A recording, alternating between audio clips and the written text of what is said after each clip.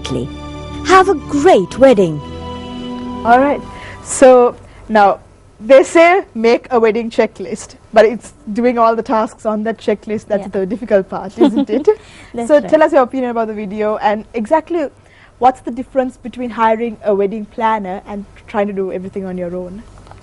Well, I would say the difference is convenience, because doing everything on your own, because nowadays everyone's working, so even sometimes your parents are working, so you hardly have any support coming in directly from your family, and you really can't depend on your friends because everyone's busy right now.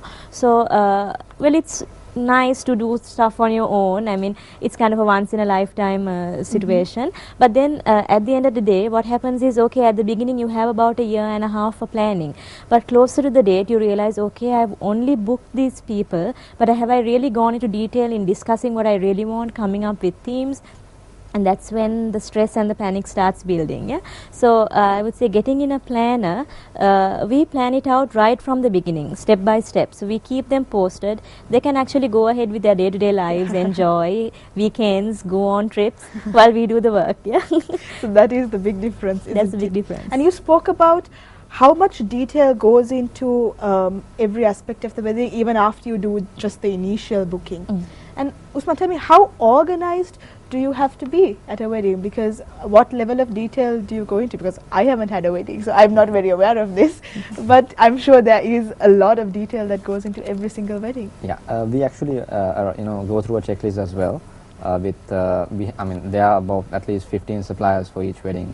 So from the start, like booking the hotel to selecting the menus, doing the table setup, to getting the beautician, the dresser, the band, things like that. So we look into all these. I mean, we book them at the start, but then we have a timeline as well. But then the thing is, these suppliers also have their own free time as well, for us to come and plan it. So basically, we look into that as well. Some details might have to be, discussed like maybe about 1 month before the wedding and finalized, because it all depends on the suppliers as well. Even though we pick the correct suppliers, but the thing is, since we have worked with these suppliers before, we always recommend the suppliers. We guarantee a good job on that day. So we know that end of the day they will do a good job. So we like I said, we work on a timeline. Some aspects of the wedding planning might have to be finalized maybe about 1 month before, but end of the day, we always keep 1 month gap to the event date and try to finish it off within that just before the 1 month before the event date. So then the family is also, even maybe the couple, because we have a lot of Sri Lankans living abroad.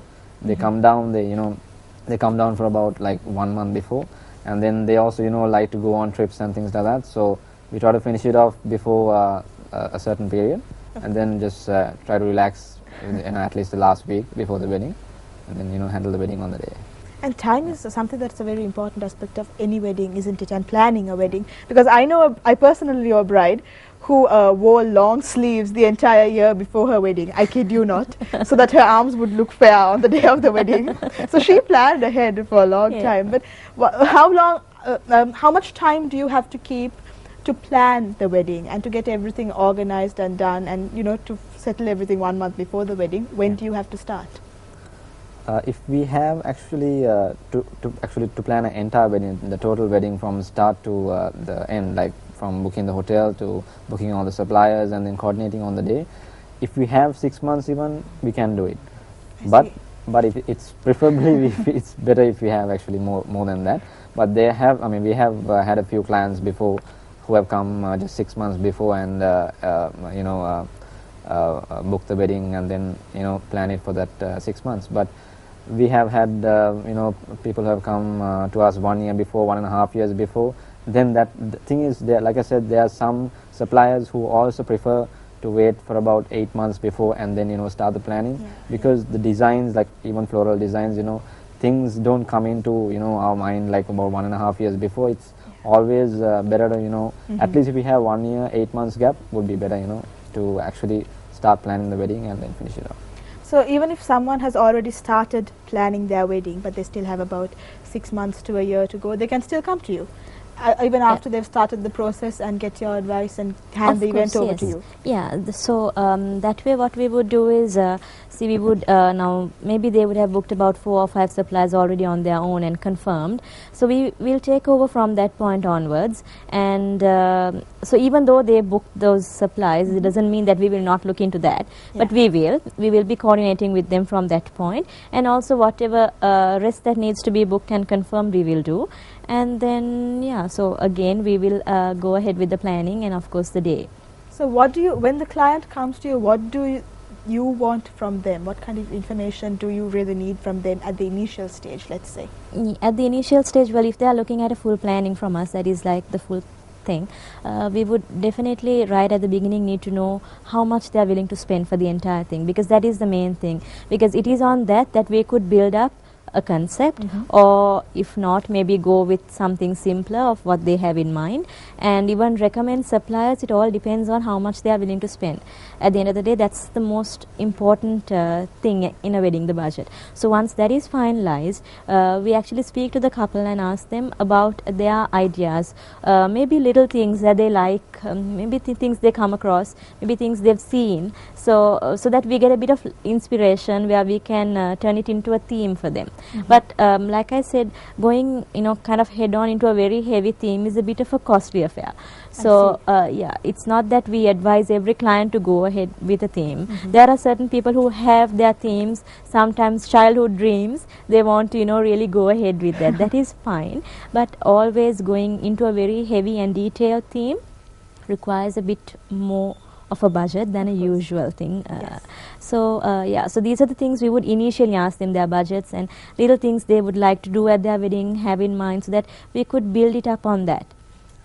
And I'm sure clients come to you with a variety of themes. Of Sometimes course, whatever they have in their mind, they just give it out to you. Other things that are a bit impossible to do, they just shoot out some examples about things that that maybe were a bit hard to pull off. Yeah, well, there was this one bride who wanted a royal theme, and she wanted to create this opera house, or the Romeo and Juliet kind of effect with creating balconies, right? So but we did it. It was a bit difficult. Wow.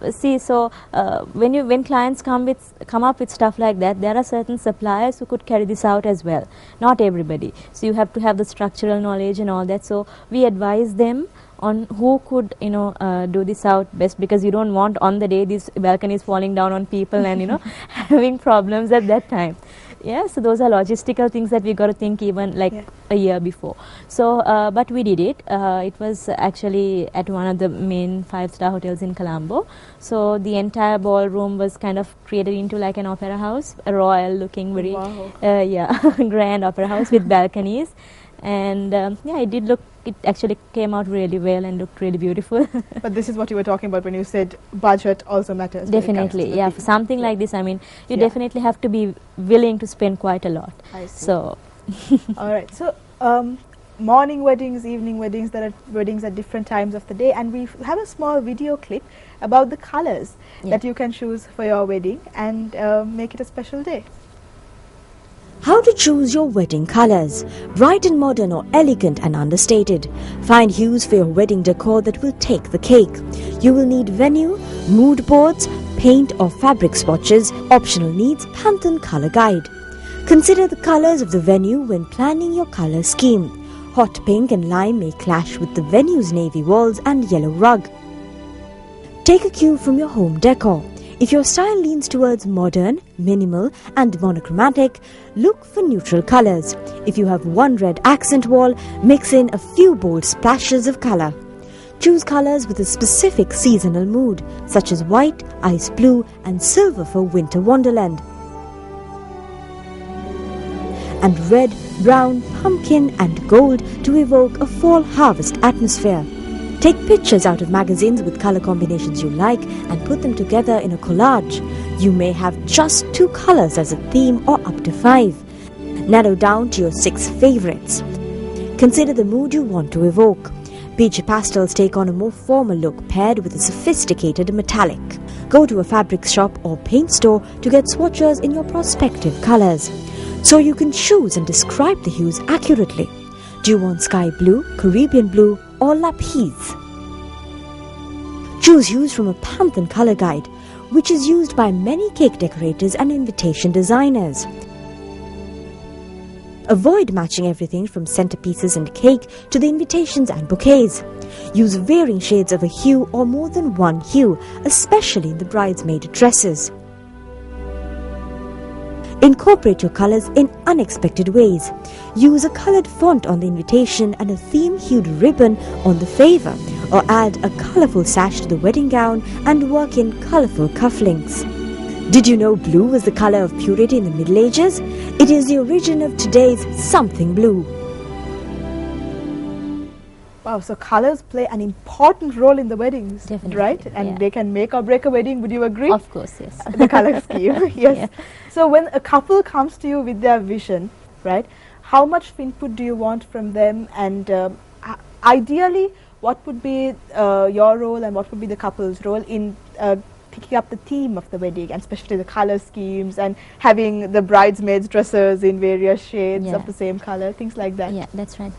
See, they do come up with different colors, but then again, like Usman said, some suppliers prefer to wait to about 8 to 6 months before they meet the client, even though we book them. That is actually one reason because of this. Because colors, I mean, there are different trends for different seasons and different times of the year. So maybe sometimes a couple, especially a bride, would come and say, okay, I would like to have turquoise blue and yellow, which is like a bit of on the dark shades. Yes. But right now, she would have seen that about 6 months or a year back, and she would have really loved it. But right now, it's not in vogue and it's not in fashion, so it's more of the pastel shades that are in fashion at the moment. Oh, I So, see. So tip for you, pastel shades are in right now. Yeah, so we would definitely advise them, but it always depends, Amaya, because some brides, they really want to go ahead with what they have in mind. And again, the beautician and the designer also plays a big role here, because most of the time they actually advise, when we join them for discussions, they also advise the bride on what will actually go with her skin tone, and sometimes she may be having ivory in mind, but if she's a bit of a bigger made girl, they would always recommend to go with a darker gold, so which would make her look slim. Yeah, so little tips like that we could always advise them, but then at the end of the day, it's their day and their liking, so we have to work around all of that anyway. So Usman, do you have experiences where, no matter what advice you give, you stuck to what the client has wanted the whole way throughout? Most of the time. The thing is, when it comes to colors, like depending on the venue as well, like now even like hotel ballrooms, like they have their specific colors, the interior, the carpets. So we tend to then drape the entire hall like in an ivory draping. Wow. And if they want colors, the colors they have chosen coming in, then we use lighting as well, park hands, color washers, things like that. So I mean, whatever they want, we can do it, but we actually tell them if it's going overboard. Yeah, we tell them that it's too much. But then thing is, lighting always gives a good hue to the atmosphere. So if they want to use their colors, yeah, we can use it in lighting and everything, because flowers, you don't get that many colors here in Sri Lanka. I mean, you don't get blue color flowers here, right? So, I mean, and we always keep it like natural and fresh. Yeah. It's, Oh, I see. yeah, Instead of just spraying it blue. yeah, No. it's pointless spraying. I mean, it's that gives the fake look in the flower as well. So, if I could just interrupt you, I think we have to go for our first commercial break, but as soon as we get back, we'll return to planning all aspects of the wedding. So stay with us on Good Morning Sri Lanka.